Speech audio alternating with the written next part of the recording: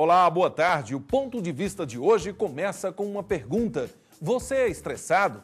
O excesso de responsabilidade, o trânsito caótico, as cobranças da família e a correria no trabalho são fatores que podem estar contribuindo para o estresse. Como se livrar dele?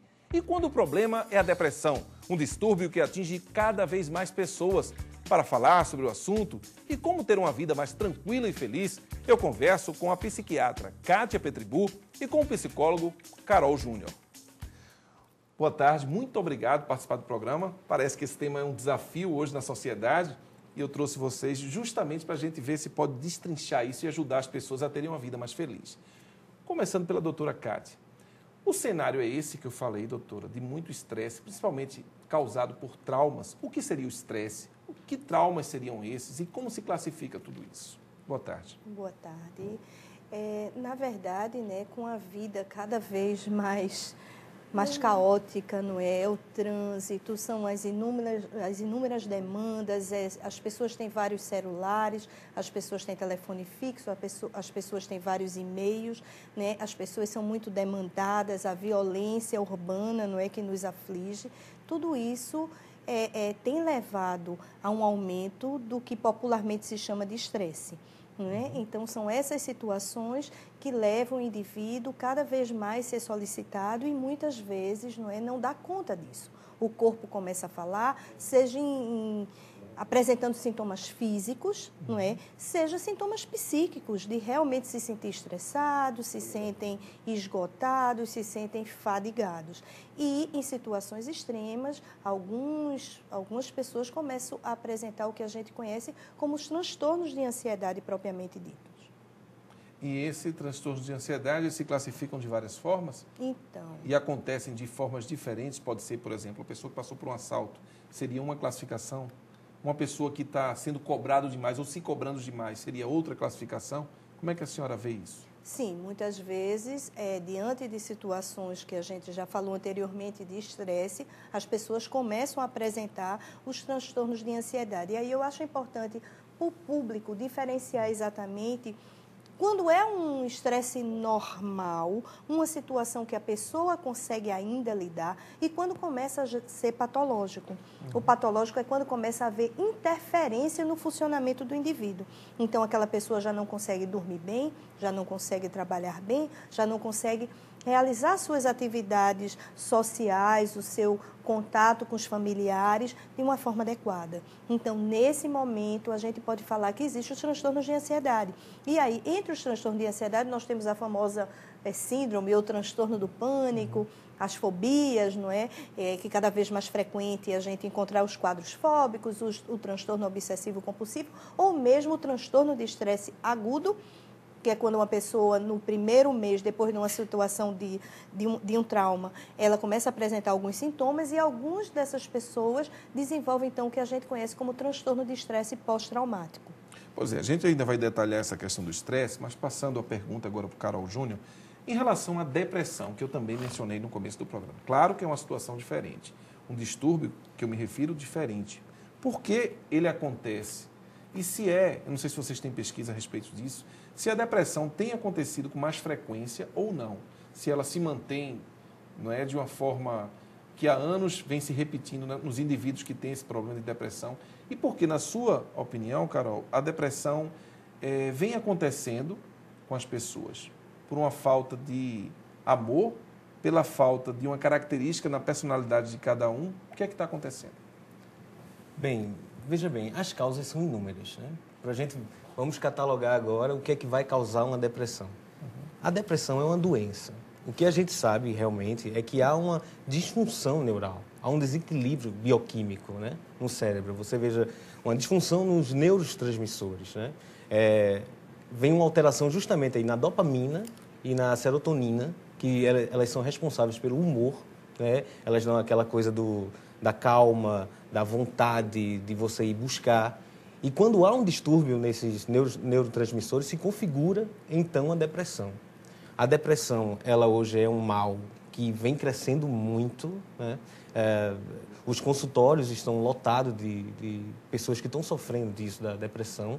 E também, não é difícil falar agora pelo aumento dos casos de situações que a depressão ela traz com elas, né? Assim, vamos catalogar, vamos assim dizer, um comportamento autodestrutivo. Se você está passando por um processo de depressão, você pode também, futuramente, né, se você não souber lidar com isso, né, porque são vários os sintomas, mas o principal deles assim, é aquela falta de ânimo para o futuro. A pessoa se torna pessimista, a pessoa fica introspectiva, a pessoa já não se relaciona mais como se relacionava antes. E é importante as pessoas que estarem em volta perceber isso também.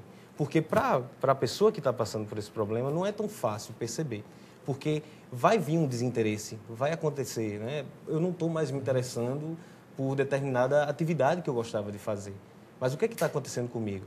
As pessoas de fora vão perceber isso melhor do que você mesmo. Então é interessante a pessoa ter essa sensibilidade e ajudar essa pessoa. Não também motivando, vamos sair dessa, né? Porque o que se conta aí no cultural, popularmente, eu estou deprê.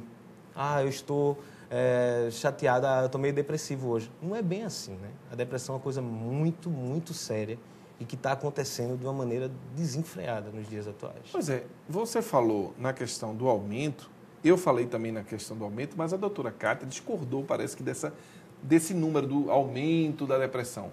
A senhora não concorda que haja um aumento na população em relação à depressão, doutora? Por quê? Não sou eu quem não concordo. São os dados de pesquisas epidemiológicas. Na verdade, não tem havido um aumento de prevalência de transtorno do humor, nem de transtornos de ansiedade, nem de transtornos alimentares. O que tem havido é mais diagnóstico. O que tem havido é vocês da imprensa, não é? Eu estava conversando antes e a gente vê que diariamente tem um programa de televisão, de rádio, uma notícia no jornal. Enfim, a imprensa tem psicoeducado a população e, como tal, desmistifica. As coisas não são mais... quebra o estigma. Então, a população procura mais, os profissionais de saúde estão mais aptos, não é, para dar o diagnóstico e fornecer o tratamento adequado. Então, só para você ter ideia, os últimos estudos epidemiológicos, inclusive nacionais, não é, demonstram que a prevalência de depressão ao longo da vida é algo em torno de depressão maior, não de tristeza, depressão de verdade. É 16% a 17% da população. O que isso significa? É que 16% a 17% da população vai ter uma depressão ao longo da vida.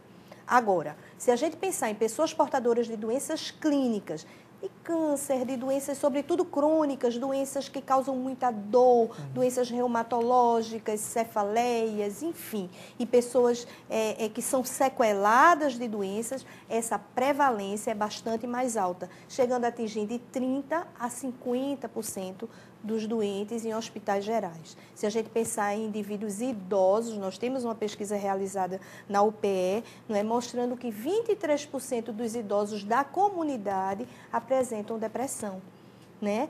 E que existe uma associação entre depressão e algumas doenças clínicas. Mas vocês acham, por exemplo, que na questão da depressão, os fatores externos, ou seja, atingir os objetivos da vida, chegar a uma certa idade, se aposentar, por exemplo, ou até mesmo pessoas que se sentem isoladas por dificuldades de relacionamento.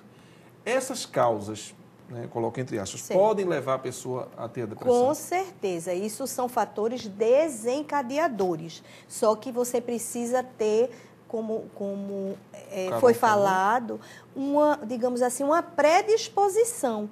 Não é quem quer que vai ter depressão, é quem pode ter. Ou seja, tem uma predisposição. E aí, perdas, aposentadorias, viuvez, doenças clínicas graves, doenças que cursam com dor, violência, tudo isso faz desencadear, digamos assim, é o chute na bola de uma bola que já existia, não é? E aí, naquele momento, aquela doença se manifesta. Então, são fatores desencadeantes, são gatilhos para o aparecimento, enfim, dos quadros. Mas aí, Carol, você ia dizer uma coisa? Complementando assim, partir do momento que essa tristeza, né, essa melancolia que você nota na pessoa, né, a pessoa vai ficando cada vez mais entristecida, né, a pessoa vai se excluindo da sociedade, vamos assim dizer, né, até os movimentos dessa pessoa vai ficando mais lento, né, tarefas diárias que essa pessoa já não está desempenhando como desempenhava antes, né. Então, assim, a partir do momento que esses sintomas acontecem, né, e que isso vai acontecendo com o indivíduo, começa a se preocupar a partir do momento que isso começa a interferir na vida dele, né? Ele já não está mais trabalhando como antes, ele já não está mais convivendo como antes. Então, esse é o alerta. A partir do momento que isso começa a atrapalhar a sua vida, porque tristeza você sempre vai ter ao longo da vida. Claro. Até porque faz parte do seu crescimento pessoal você passar por situações difíceis, né? Como a gente deve encarar, doutor, a tristeza? Tristeza, a perda, a desilusão fazem parte da vida da gente. Pois é. Como conviver com isso sem... Pois é. Às vezes as pessoas nos procuram, né? Às vezes até pessoas, enfim, do nosso ciclo de relacionamento. Puxa, estou super deprimido, porque depressão, virou uma palavra assim moderna, da moda, não é? Então, assim, na verdade, eu estou assim porque terminei um relacionamento, porque tive uma perda muito importante na minha vida, porque andei estudando para fazer um concurso e não obtive êxito e tinha certeza. E aí estou péssimo, estou me sentindo horroroso, estou para baixo. Veja, minha gente, isso pode ser apenas uma tristeza, tá certo? Ou então uma situação de luto. É natural, faz parte da condição humana. Alguém que perde um ente querido ficar muito triste, choroso, às vezes até não dorme bem, mas assim, continua a trabalhar, a comer, pode perder peso, a se relacionar com os outros, embora triste. Só que quando esse luto, vamos falar no luto, já não é mais luto, mas é um luto complicado, é um luto melancólico. E aí o que a gente chama de depressão. Quando começa a interferir no relacionamento. Então, de repente, esse indivíduo começa a não dormir, já não começa a conseguir trabalhar. Ao invés de melhorar daquele luto, aos pouquinhos, quem já perdeu ente querido sabe como é. Na primeira semana é muito difícil, na segunda semana você começa a se adaptar. No sexto mês, como era antigamente, se usava luto preto.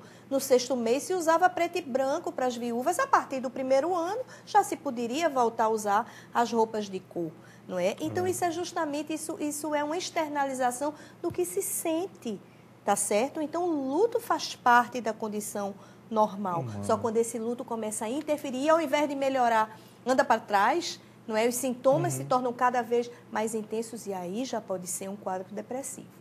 Pois é, na questão, um outro ponto importante que aí você tocou rapidamente, na questão do mau humor, para a gente finalizar esse primeiro bloco. O mau humor, tem gente que acorda às 5 horas da manhã, sai na rua, já percebe que ela está mal-humorada, ou chega no trabalho assim, ou convive com as pessoas assim. Na questão do mau humor, o que é que acontece? O que você acha, Carol? Veja bem, o mau humor é um sintoma, não deixa de ser um sintoma, né? Você, como a doutora colocou muito bem, a questão do sono. O sono é um sinal...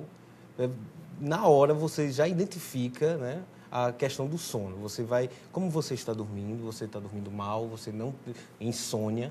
O sono realmente, digamos ali, que é um fator mais que importante para você chegar a um diagnóstico, vamos assim dizer. O mau humor, ele vem acompanhado nessa questão... De atitudes grosseiras, muitas vezes, de falta de paciência. Eu percebo que as pessoas são intolerantes, muitas, né? Claro. Sim. No trânsito, na rua, com os outros, no trabalho. E me parece que isso está associado ao mau humor também, né? Pois é, como eu te falei, né? No caso é um sintoma, né? O mau humor. Até ele também está envolvido com a depressão também, a questão do mau humor, a irritabilidade, né? Que está demasiada, vamos assim dizer. Se eu tenho um problema, não estou conseguindo conviver com esse problema. Então eu tendo a ficar mal-humorado, já chego em casa ou saio de casa já mal-humorado, porque é um sintoma. Agora, tem tratamento mau humor ou não? É a mudança de comportamento. O mau humor pode ser um sintoma. Pessoas que, por personalidade, do seu modo de ser, são pessoas mais irritadas, mais intolerantes, mais chatas. Mas existem algumas doenças, tanto depressão quanto um quadro clínico que se chama distimia, que é a doença do mau humor, é o mal do humor. Não é? Que são aqueles quadros, são depressões mais brandas, mais leves, no entanto, as pessoas são deprimidas, né? São distímicas, é um modo de ser. Recentemente até saiu um livro de colegas, assim, de exponentes do Brasil, inclusive o professor Antônio Egídio Nardi, da UFRJ, e cuja capa do livro é um limão cortado. Eu achei, assim, de uma criatividade enorme, porque é justamente as pessoas são o que se chama popularmente de limão azedo. Então, são pessoas irritadas, impacientes, que tudo gera uma tempestade de um copo d'água, que uma simples cara feia de alguém, que quando se esperava um bom dia, isso faz com que a pessoa fique um mês péssimo. Tem como melhorar? Sim, sim. Tanto tratamentos psicoterápicos, quanto, em alguns casos, medicações antidepressivas, com certeza. Pois é, de tudo isso que a gente falou, do mau humor, do estresse, não é? Da ansiedade que as pessoas têm, que não deixa de ser o estresse também, eu queria que a gente, no próximo bloco, falasse de como buscar esse tratamento, como ligar essa luz amarela, né, na verdade, como as pessoas devem se perceber para a gente ter uma vida melhor. Pode ser no próximo bloco? Então vamos fazer o seguinte, depois do intervalo a gente continua a conversa sobre depressão e estresse. Como se livrar deles? É só um instante.